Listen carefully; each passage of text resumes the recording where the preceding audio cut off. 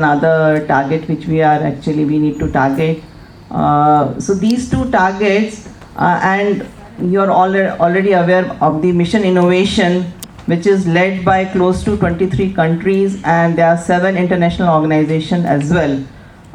These countries contribute to close to 80% of greenhouse gas emissions, and it's a voluntary initiative wherein the countries who are participating have to upscale their R&D investment, nearly double the R&D investment, as shared by Professor Padi.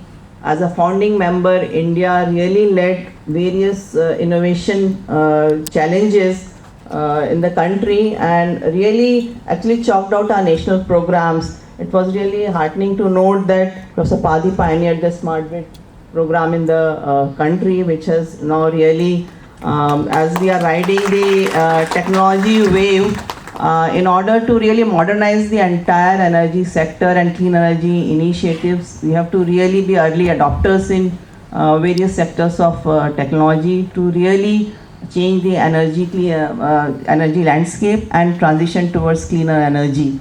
As you are aware, DST started off in 2010 with the Clean Energy Initiative Program. First it was known as Solar Energy Initiative Program.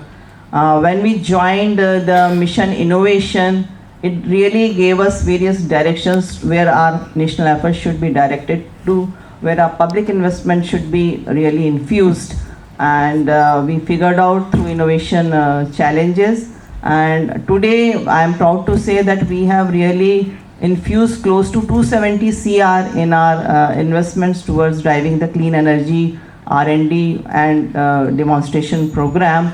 Under this particular initiative, we have really been able to collaborate with 60 odd Indian institutions, including international organizations.